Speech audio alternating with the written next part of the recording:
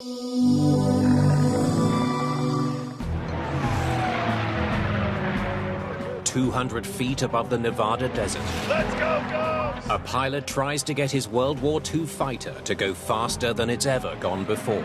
It was really a fast airplane. Smoke him, Jimmy. Go, go! We were fierce competitors at the same time, but dear, dear friends. Mid-race, Oh, no.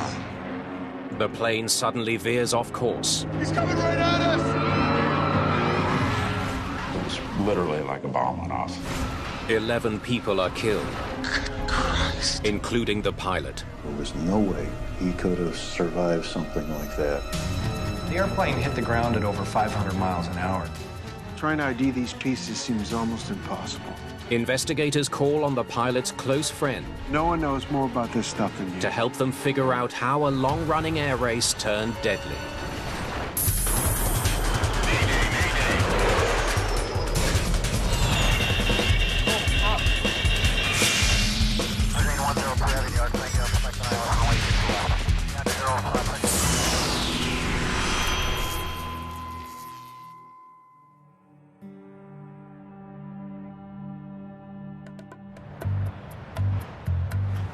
Reno, Nevada, desert town, and the state's original gaming capital. Today, Reno is hosting a very different kind of high-stakes game. A gamble in the sky, known as the National Championship Air Races.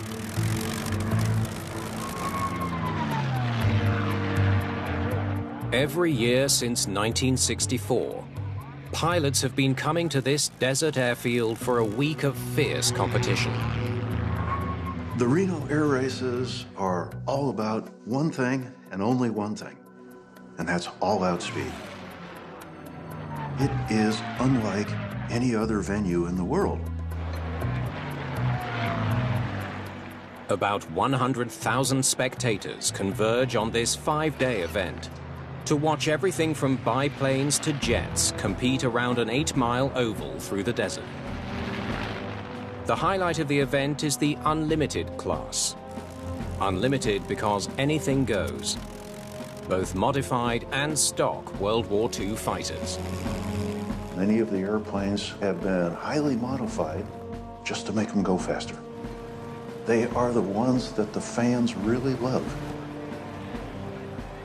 This year, the buzz is all about Hoot Gibson's good friend, pilot Jimmy Leeward. He's competing in the unlimited class with his modified warplane, the Galloping Ghost. And he's hoping to fly it faster than it's ever gone before. Jimmy was determined to win the Unlimited Championship. Jimmy told me he had had the airplane over 500 miles an hour. It was really a fast airplane.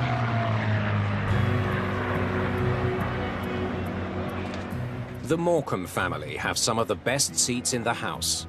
A VIP box in front of the main grandstand. My father and I started going to the Reno air races about 1990. It's not like any other event, and it's amazing to experience. Ron Morecambe is with his wife Tracy, his brother Greg, and their dad. I got some earplugs for you if you want them, Greg. Won't do any good. The noise is half the fun. While Ron's been coming to Reno for years, this is his brother's first time. Smell a record, guys.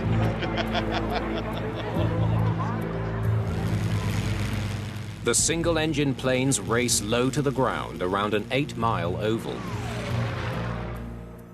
The course is marked by 10 pylons, 50-foot-tall poles planted in the desert. The finish line is right in front of the grandstand.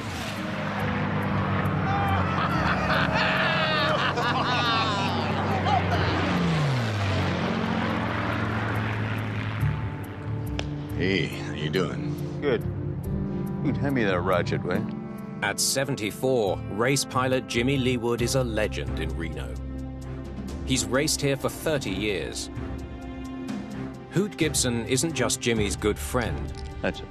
He's a former astronaut and a longtime competitor of Jimmy's.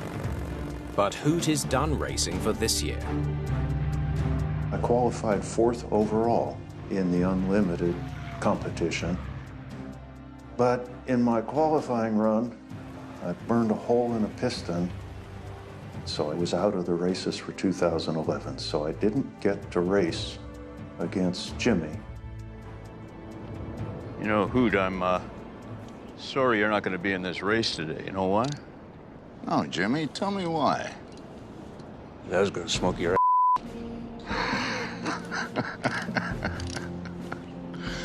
Oh, well, next time. We were fierce competitors, but dear, dear friends, and I really valued Jimmy's friendship. Today, Jimmy's flying a highly modified P-51 Mustang fighter. The P-51 Mustang is a World War II legend.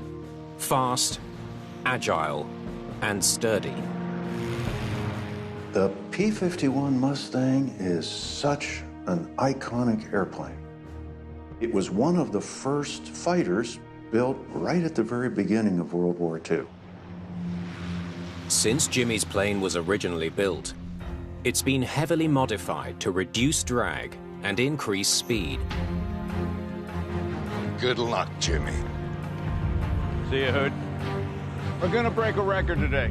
Wish I could be up there with you.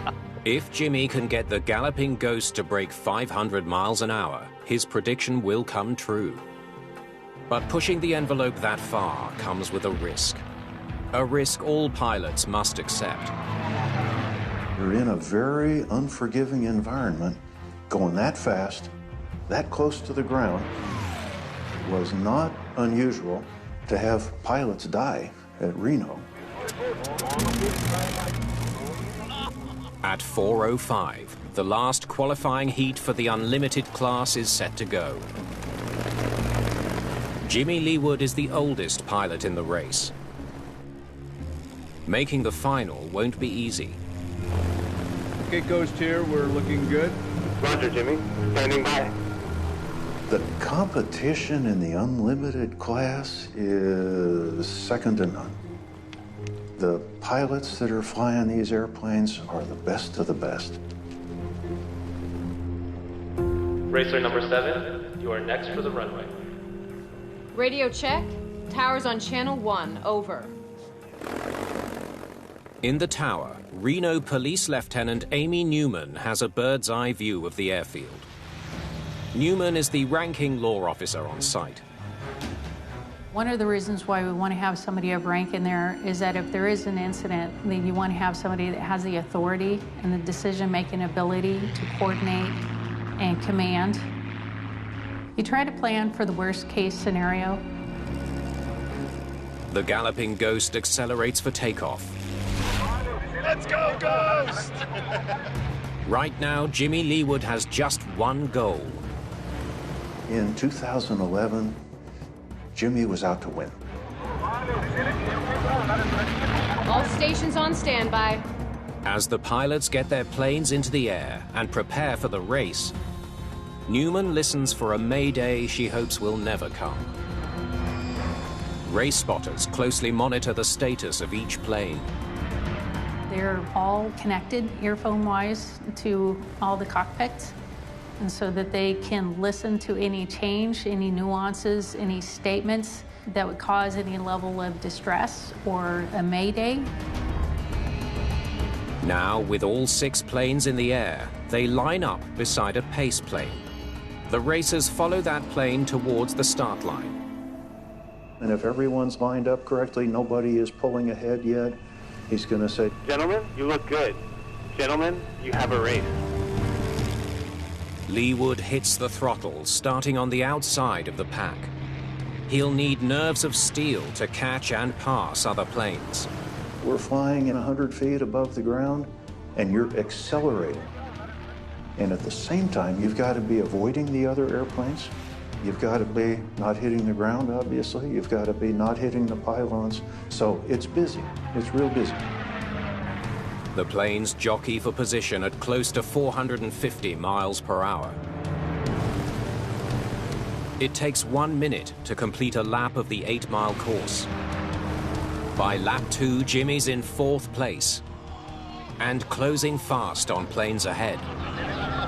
Jimmy did just like I thought he was going to do. Smoke him, Jimmy. Go, go. He held back a little bit, and then at about the end of the 2nd lap or somewhere in that time frame, I could see he started to make his move. On the ground, Jimmy's team closely track the Galloping Ghost on their flight data monitoring system. Speed, engine performance, oil pressure, and more. Everything is working perfectly. Looking good, Jimmy. Pressure stable, RPM solid. The Morecambs watch as the Galloping Ghost passes pylon 6 near the end of lap 3. Looks like the Ghost is gaining on him! Jimmy Leeward's now in 3rd place and chasing Voodoo, another P-51. We do get that reverberation on the tower.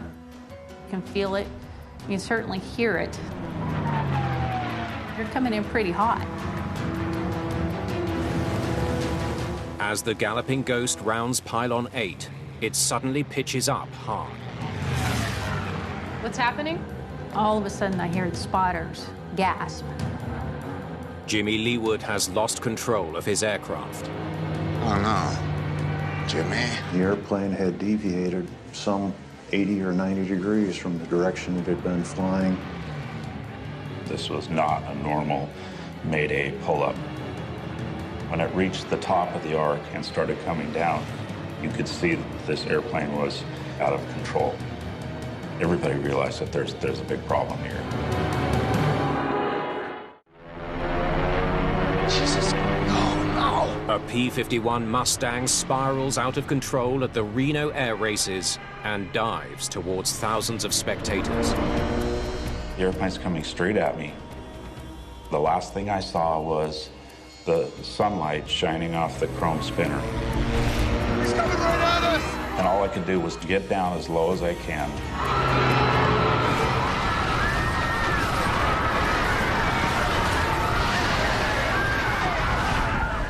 The Galloping Ghost slams into the ground, just 20 feet behind the Morecambe family. It was literally like a bomb went off.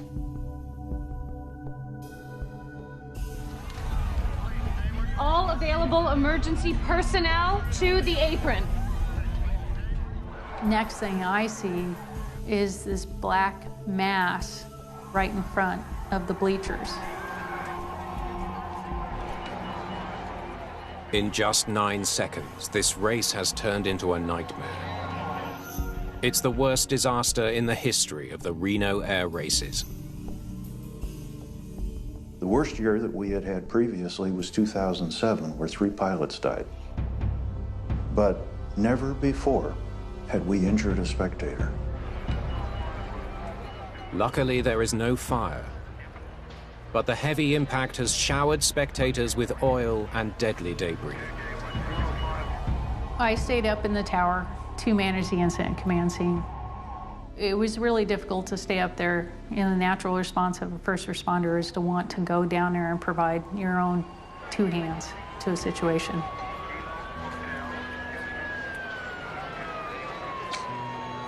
Ron Morecambe isn't hurt.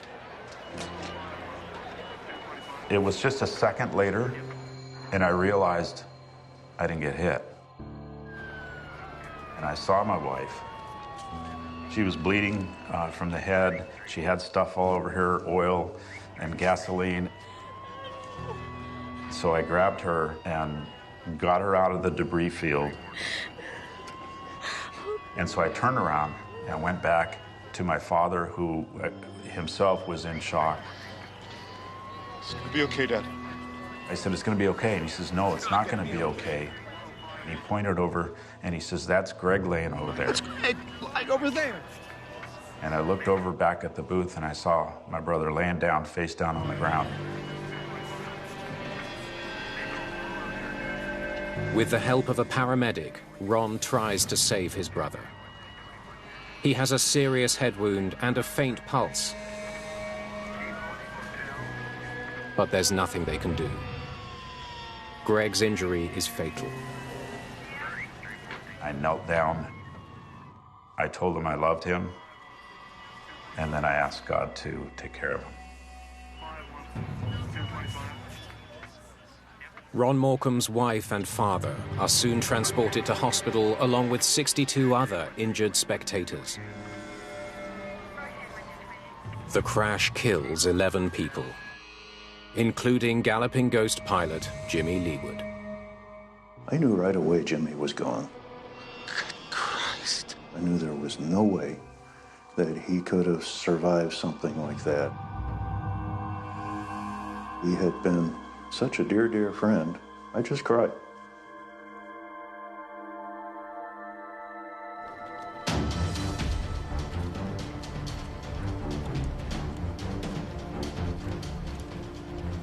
I'm Clint Cruikshanks. It's Howard Plagans with the NTSB. We've been authorized to take over this investigation.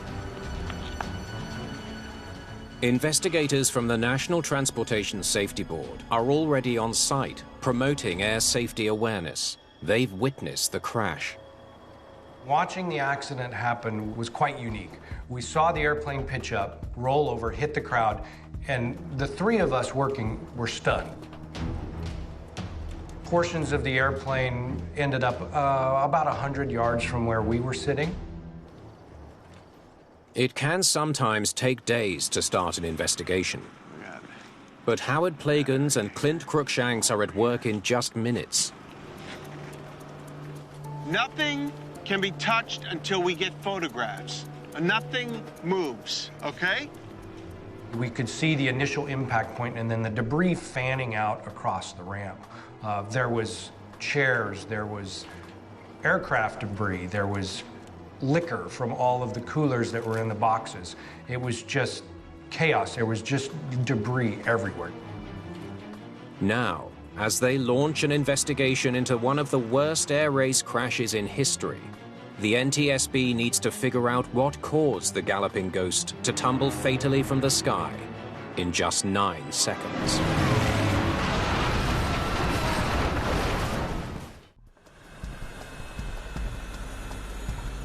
In Reno, Nevada, NTSB investigators study the remains of the Galloping Ghost P-51 Mustang.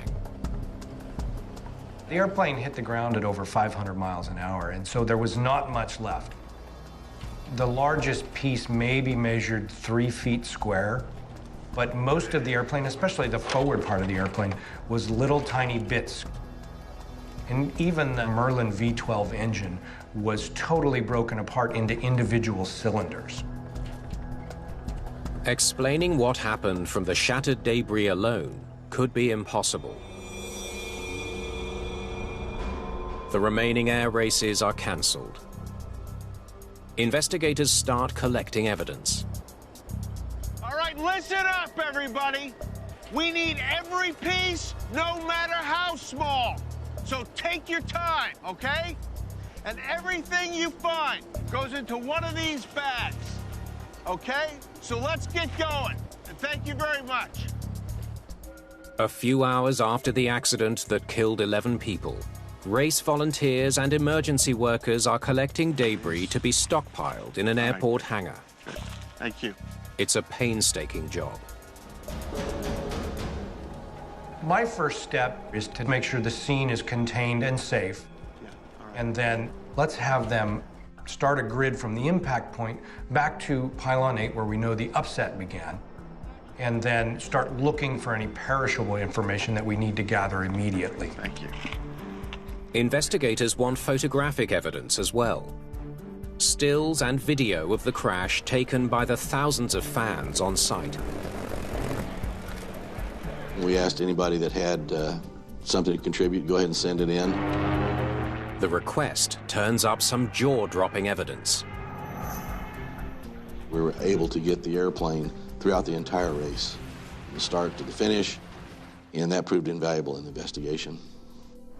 Okay, and then we got 4, 5, 6, 7. A searcher finds an airplane part outside the search grid. Where did you find this? Out there? Can you show me on the map here? It was a light piece and it was far away, further than some of the other heavier pieces. Crookshanks and Plagans wonder how a light piece landed between Pylon 9 and Pylon 1. How'd it get all the way over there? Over 1,500 feet away from the crash site. We would not have expected to find it where we did. This is great. Expect the heavy pieces to go the greatest distance from the accident site. Good job. And also, all the main wreckage was very dirty, had a slimy, greasy feel to it. This piece was pristine, was clean. This is great. Well done. Thank you, Greg. Investigators wonder about the significance of this piece.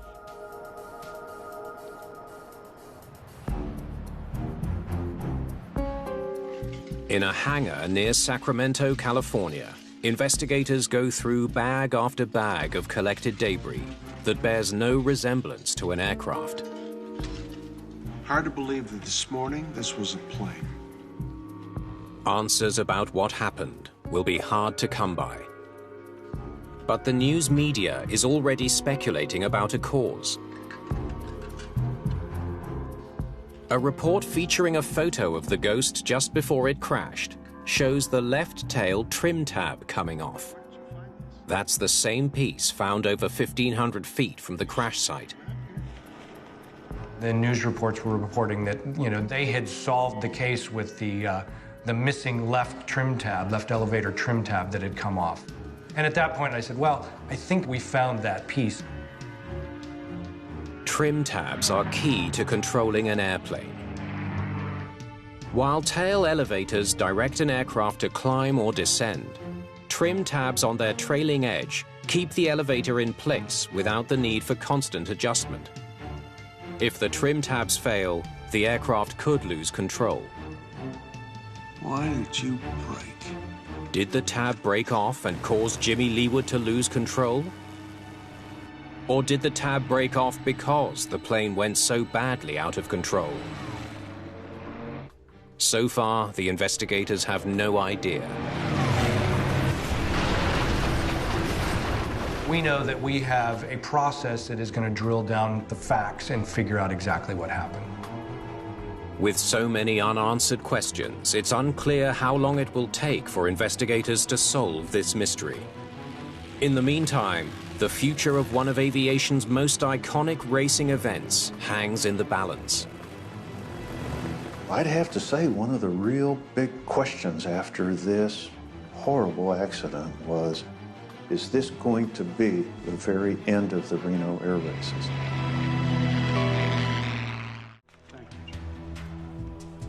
Oh, hey. It's good to have you on board. You bet, I'm glad to. Yeah. Former astronaut Hoot Gibson helped NASA investigate the Columbia Space Shuttle disaster in 2003. No one knows more about this stuff than you, so really appreciate it. Now, Reno race officials have asked him to help the NTSB. Collected from the Galloping Ghost. He said, you really need to be part of this. And I said, okay, I'd be willing to do that. Investigators want to rule out as many potential factors as they can. They start with the pilot, Jimmy Leeward. At age 74, he was already too old to fly a commercial airliner. Hoot, you knew Jimmy real well. Did he have any medical concerns? None that I was aware of. He was in great shape. Look at this. He had a history of high blood pressure. That's news to me. Never mentioned. Did Jimmy Leeward have a heart attack mid-flight and lose control of his airplane? So our medical officer went and talked to Jimmy's personal doctor as well as his FAA doctor. And we always perform an autopsy on the pilot of an accident. Investigators send Jimmy Leeward's remains for an autopsy. The report provides conclusive evidence that a sudden heart attack did not cause Leeward to lose control. No drugs, no alcohol in his system, and no sign of heart disease. He was fit to fly. Jimmy Leeward was in perfect health. Jimmy was 74 years old, and his age had nothing to do with this.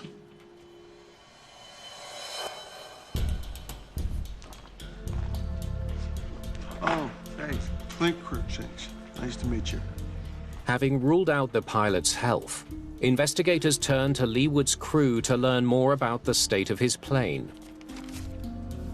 He had a licensed aircraft mechanic as his crew chief, and he also had an engine builder on his crew. Those were the two people that we focused on in discussing anything wrong with the airplane. So this is the actual data from the aircraft just before it crashed.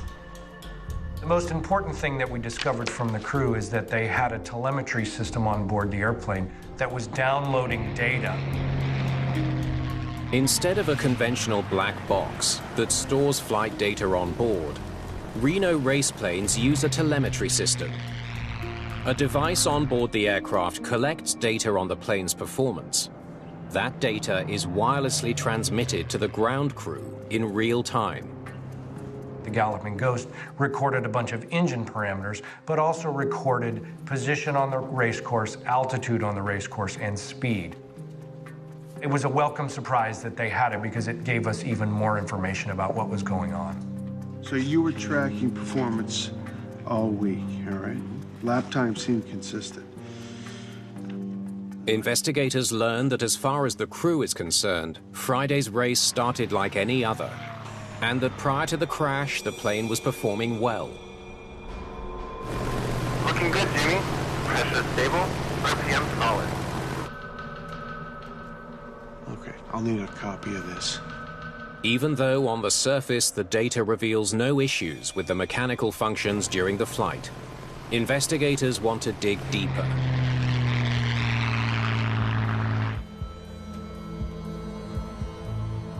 Speed and RPM look good.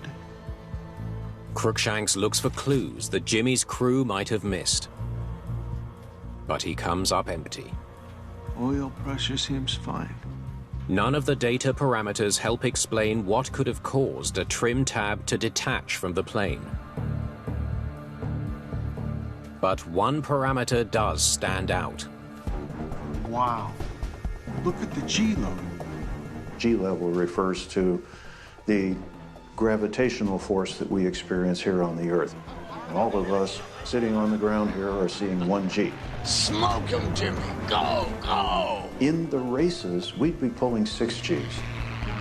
But Jimmy saw more than that. You went right off the scale, more than 9 Gs. And the onset rate, it spiked in under a second. The gravitational load on the pilot when he goes into the steep climb is astounding. Christ, Jimmy. It doesn't explain why the plane veered off course, but it may explain why Jimmy Leeward never regained control. Through video evidence, we were able to determine that that G spike was actually in the neighborhood of 17 Gs.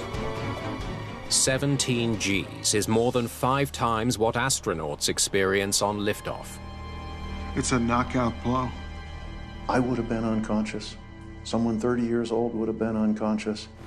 Top Gun would have been unconscious at the G level that airplane experienced. Oh, no. It's now clear, Jimmy. If Leeward wasn't incapacitated before the sudden upset, he most certainly was just seconds later. What's happening? Jesus, no. It's very likely that the G-forces incapacitated the pilot within a couple of seconds so that the airplane was then uncontrolled as it hit the ground. There was no way he could have steered clear of the crowd. But the spike in G-forces raises more questions. Did the left trim tab fall off, pitching the aircraft violently upward? Or did the violent G-forces of the climb start tearing the plane apart in midair? The demise of the Galloping Ghost remains a mystery. That's a fuselage. Oh, I don't know, Howard. Trying to ID these pieces seems almost impossible. You're right. It looks like a scrap heap. Yeah.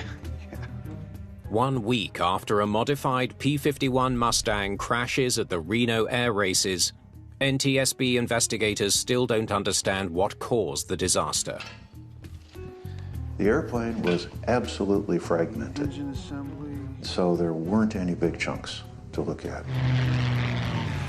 So far, the investigators' biggest clue is an 8-inch piece of trim tab that's separated from the aircraft's tail section. But they have no idea how or why it broke off. You know, this plane flew in World War II. It's almost 70 years old, and it was highly modified for speed. Maybe it was too modified. Investigators wonder if years of modifications to the Galloping Ghost turned a sturdy fighter into an unstable racing machine. They need to learn all they can about how it was altered. We had to learn quite a bit about the P-51, and all the information we had was on the stock airplane. It turned out that this airplane was so highly modified that it wasn't even close to being a stock airplane. All of these World War II fighters are going to have to be modified to make them fast enough. And of course, he had such extensive modifications to the airplane. Hoot Gibson tells investigators he thinks the Ghost was the most modified P-51 to ever race in the unlimited class. It had the most radically clipped wings of any P-51 Mustang ever. Gibson helps the NTSB investigators compare the P-51's original blueprints to the rebuilt Galloping Ghost. In the war, the P-51 needed all this wing for long-range missions. But a race is only 50 miles. Jimmy needed speed, not range. The original P-51 was designed to fly long range, carry extra fuel tanks underneath the wings, and fly at, I think, something like 12,000 pounds gross weight. Well, we don't need that for air racing, so we don't need that much wing. They discovered that in the 60s, the Galloping Ghost had its wings shortened by 8 feet and its tail by 1 foot, a change that made the plane lighter and more streamlined. The less wing that you're dragging through the air at high speed, the less drag you're going to have, therefore the faster you're going to go.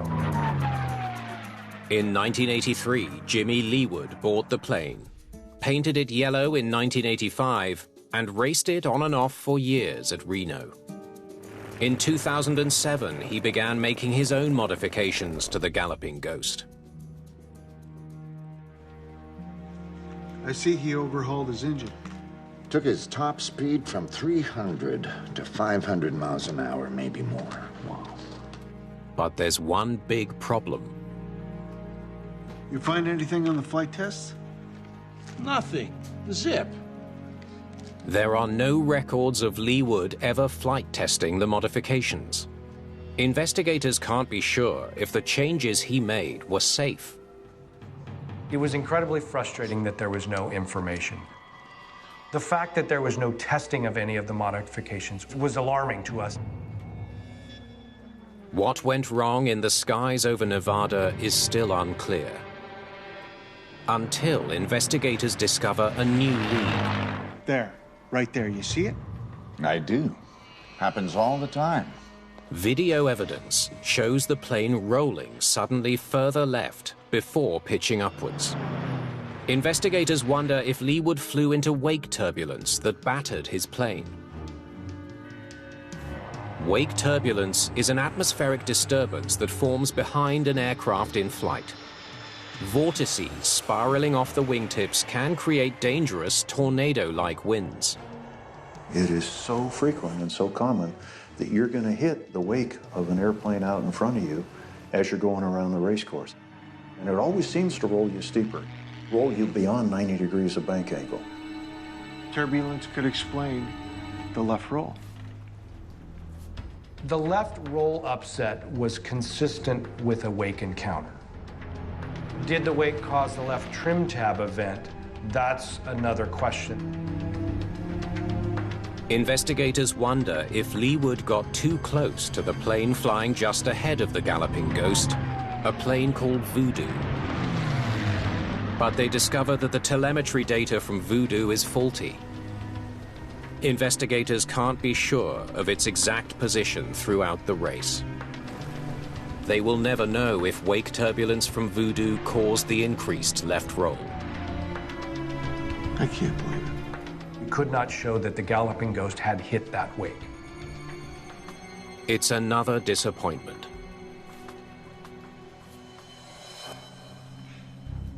Look at the safety report.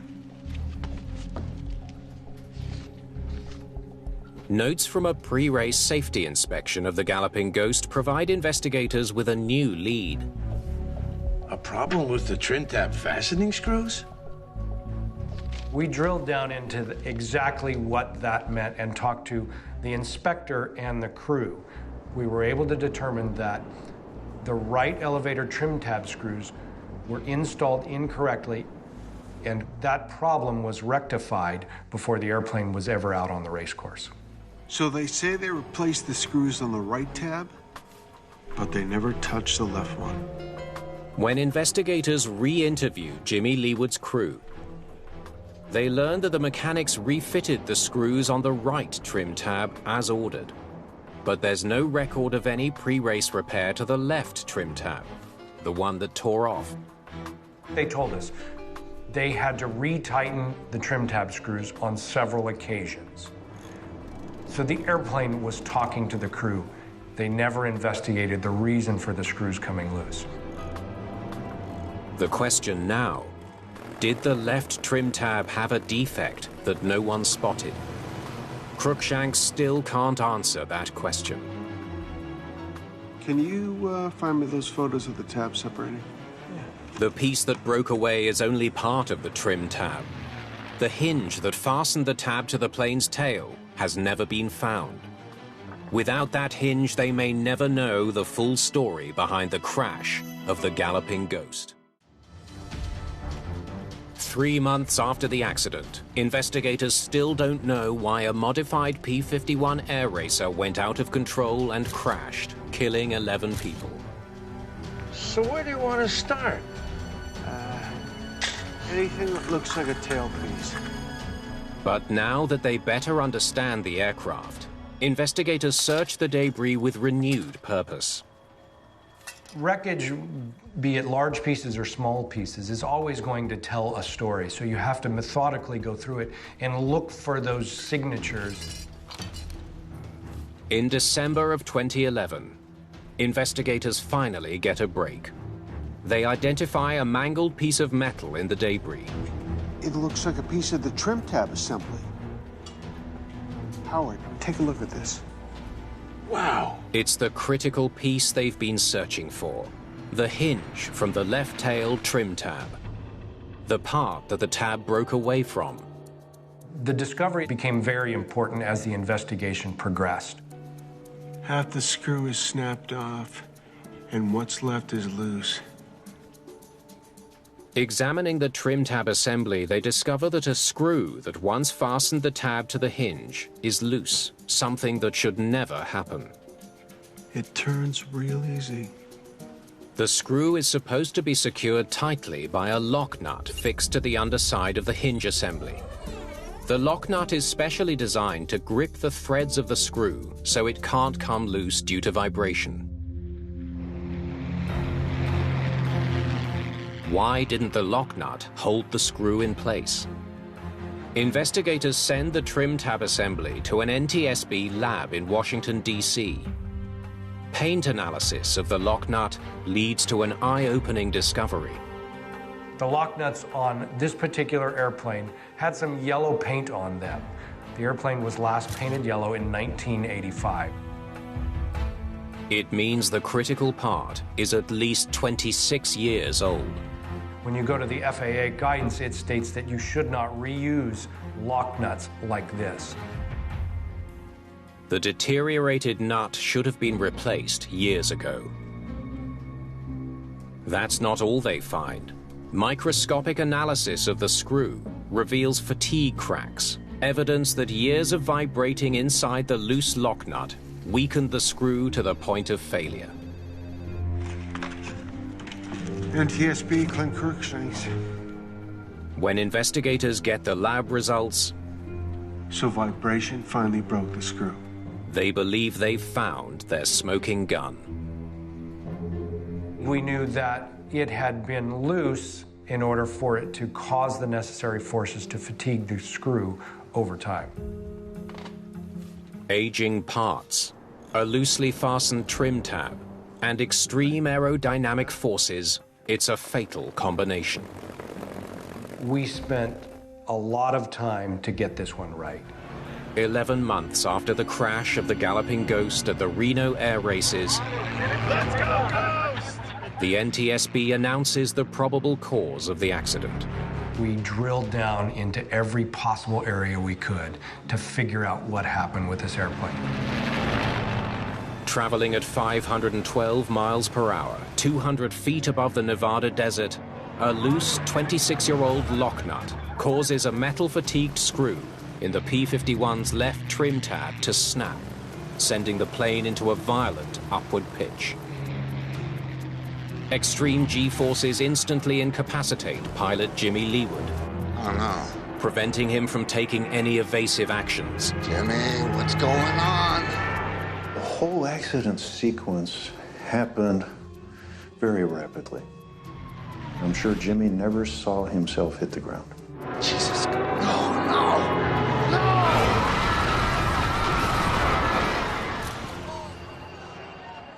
In its final report, the NTSB finds that fast and loose interpretation of the race rules also played a role in the crash. It did not make sense to do all these major modifications and not do flight testing on it. The time to do that is when you're out over the desert by yourself, not when you're around a crowd of 100,000 people. As for the crash survivors, Ron and Tracy Morecambe, they've never returned to the Reno Air Races. And Ron still has nightmares. There was a light that was coming out of a dark sky. And if I didn't get out of the way, this light was going to kill me. He's coming right at us! That light's the light off the spinner of the airplane.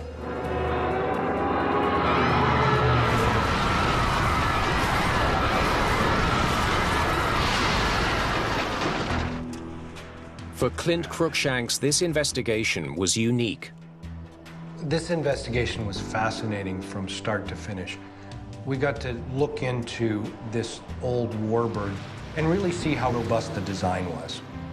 We also got to see how folks were pushing these airplanes, folks that were doing it correctly and doing the correct modifications and testing. This, unfortunately, was not one of those cases. As a result of their investigation, the NTSB issues safety recommendations requiring engineering evaluations for aircraft with major modifications and improving safety for spectators and personnel near the racecourse. We have a much safer Reno Air Races because of the recommendations that we made as a result of this accident. And for the unlimited pilots, life in the fast lane goes on. Hoot Gibson won the 2015 Unlimited Championship in another modified P-51.